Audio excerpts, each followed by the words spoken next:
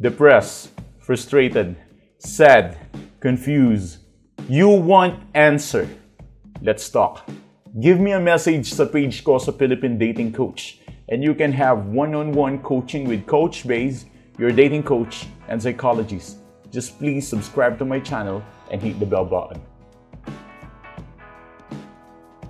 Well, I understand that you are looking for this thing, the word regret, and that's one of the basic things na sana mangyari.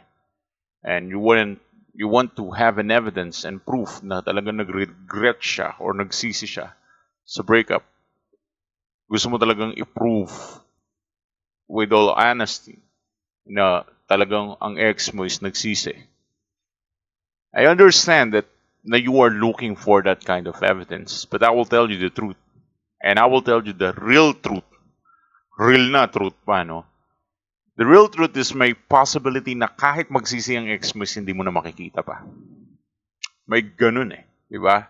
So, after ng breakup, kasi decided yan kung bakit nakikipagbalikan ka, ayaw. Ibig sabihin, may trip talaga siya. Gusto niya talaga makipaghiwalay. Pero, once na ang buhay mo ay dinala mo sa straightforward na lifestyle, pag sinabi natin straightforward is menos drama, puro actions, menos pabebe, puros self-improvement.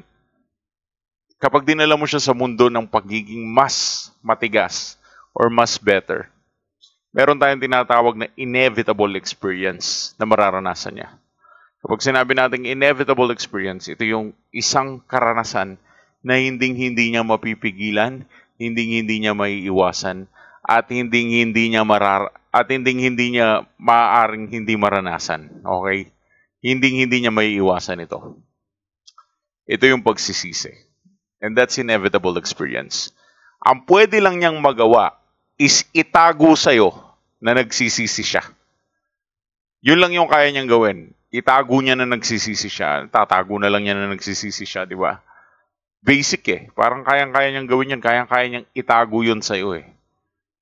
Pero yung hindi siya magsisi, after mong inayos ang life mo, after mo nag-straightforward, after ng breakup, it's my only promise to you na masasabi kong katotohanan. After ng breakup, ayusin mo buhay mo. Straightforward. Self-improvement, embracing yourself, kicking all your insecurities out of your life, and you are just fixing everything and loving yourself and giving yourself a time, embracing yourself. Once na ginawa mo yun, I will give you a promise na mamimiss ka at magsisisi ang ex mo sa breakup. At ito rin ang isang bagay na maaari mong mapansin. Maaari mong mapansin na hindi niya pinaparamdam sa yun. Hindi siya nagpapakita ng mga senyales na nagsisisi siya. Hindi siya nagpapakita ng mga signs na merong regret. Pero I'll swear, pinapangako ko sa'yo, ayusin mo yung buhay mo straightforward.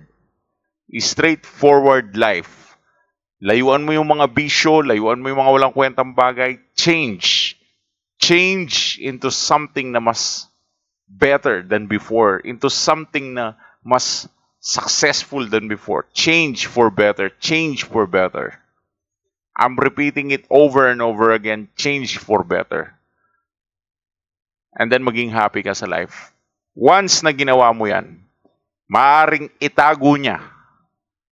Pero kahit itago niya, hindi niya ma-avoid na ang katotohanan na magsisisi din siya eventually. Huwag mo sasabihin sa akin dyan sa comment section na, Coach, di naman magsisisi yan. Coach, di naman niya gagawin yun. Mataas pride nun. No. Walang mataas ang pride. Kapag ang buhay mo, dinala mo sa straightforward position, kung saan puro lang pagmamahal sa sarili ang ibinuhos mo at pag-iingat sa sarili, I swear, you can get your ex back easily. Mag-regret yan. Daraan yan sa punto ng pagsisisi. Hindi mo na kailangan hintayin dahil ang katotohanan, mataas ang chance na hindi niya ipapakita nagsisi siya. Pero ang kailangan mo ngayon is ayusin mo ang buhay mo straightforward. Huwag ka masyadong hirap kasi sa'yo. Wala kang self-confidence eh. buksan mo ng konti confidence mo. I want you to open that confidence. Do not worry, it will work, okay? I've been here in this industry for a very long time. That is why I recommend and I suggest just do that. It will work, okay? So for one-on-one coaching, give us a message sa aming page and let us see if you can get your ex back or you want to get your ex back. So let's have a one-on-one topic and conversation for that para sa specific question mo. Thanks for watching.